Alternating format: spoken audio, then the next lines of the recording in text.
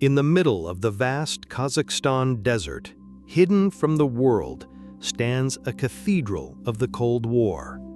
Inside, sleeping under a blanket of dust and decay, lie two ghosts. They are among the most complex and ambitious machines humanity ever built. They are space shuttles. But when you think of the space shuttle, you probably picture this: the iconic American orbiter, a symbol of exploration that defined an entire era of spaceflight. What if I told you that at the very same time the Soviet Union had built its own shuttle, a vehicle that, in some ways, was even more advanced?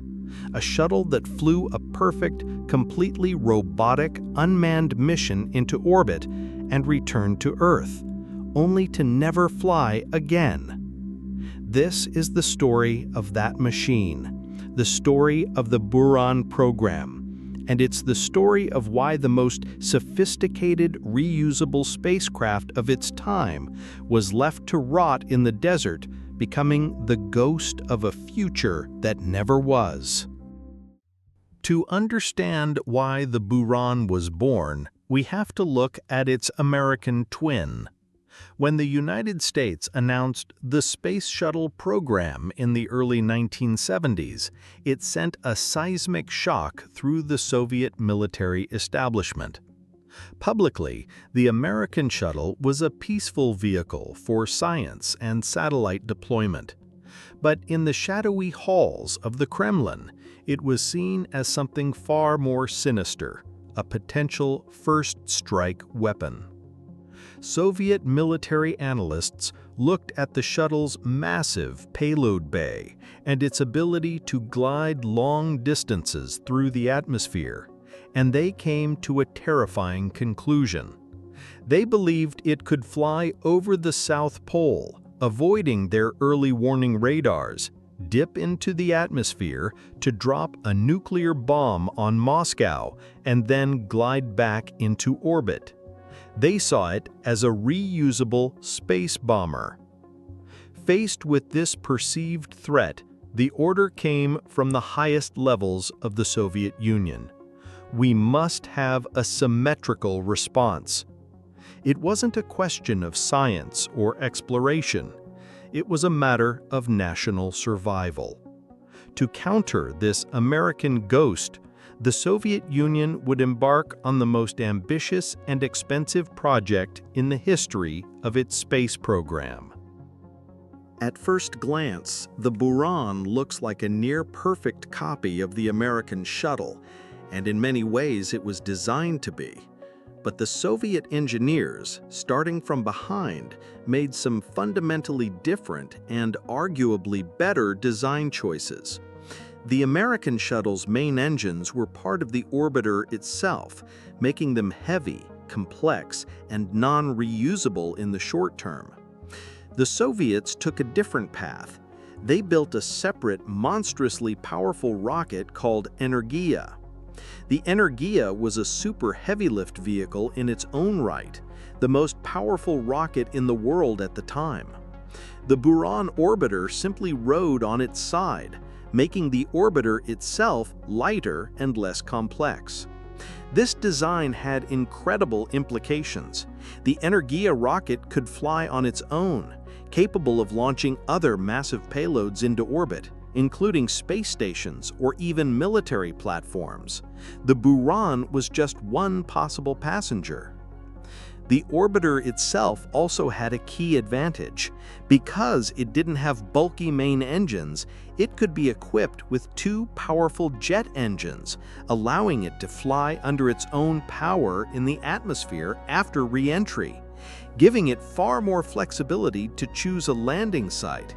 It was a copy, yes, but it was a copy with some serious upgrades. This hidden history of incredible feats of engineering is what we love to uncover.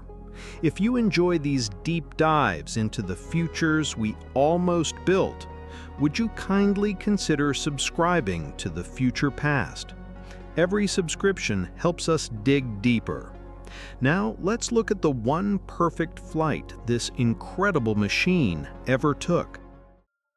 On November 15, 1988, from the Baikonur Cosmodrome, the Energia rocket roared to life.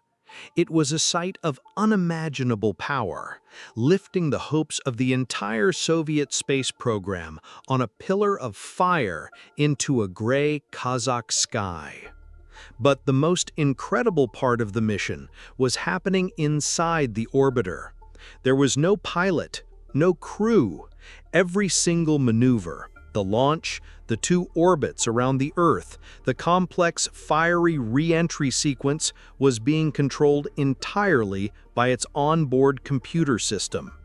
This was a feat of automation the American shuttle, which required a crew of highly skilled astronauts for every flight, had never even attempted. After 206 minutes in space, Buran began its final approach. It glided through the atmosphere and, in a final, stunning display of its technical superiority, performed a perfect, fully automated landing on the massive runway at Baikonur, even correcting for a sudden, fierce 30-mile-per-hour crosswind moments before touchdown. The mission was a flawless, unbelievable success. The Soviet Union had not just matched the Americans. In the field of automation, they had surpassed them. The engineers in mission control erupted in celebration. They had done it. They had their symmetrical response. And then, silence.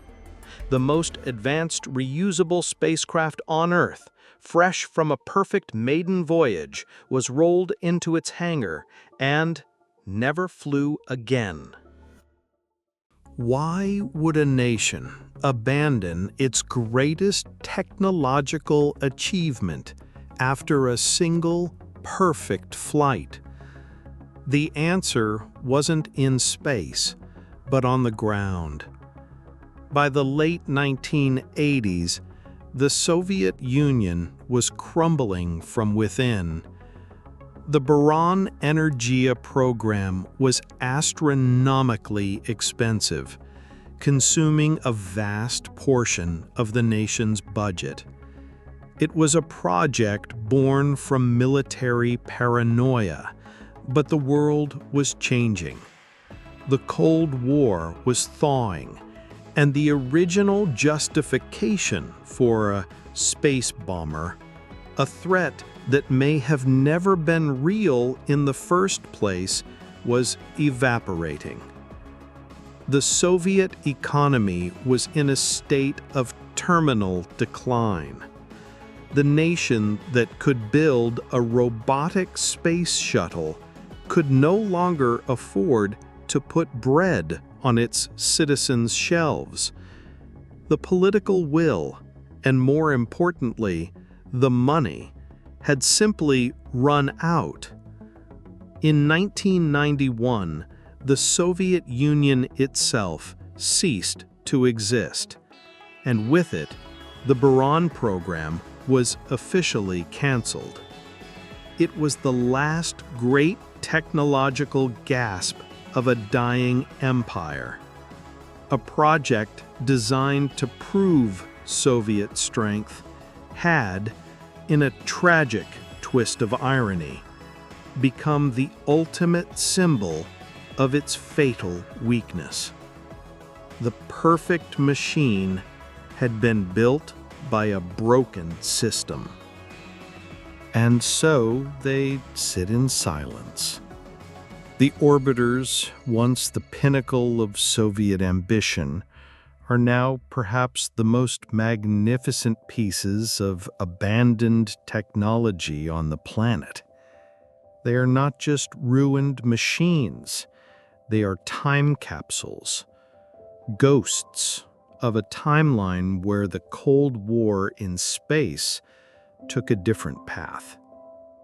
They represent the sheer, breathtaking power of human ingenuity when pushed to its absolute limit, and a sobering reminder of how quickly even our greatest achievements can be reclaimed by dust and decay when the systems that support them fail. This is the very heart of what we do at the Future Past. We are archaeologists of lost dreams, unearthing the stories of the futures that were promised but never delivered. These ghosts of the past are not just warnings, they are also a source of inspiration, a testament to the incredible things we are capable of imagining. If you were captivated by the story of the lost Soviet Space Shuttle, subscribe to our channel and join us as we continue to explore the incredible futures that never were.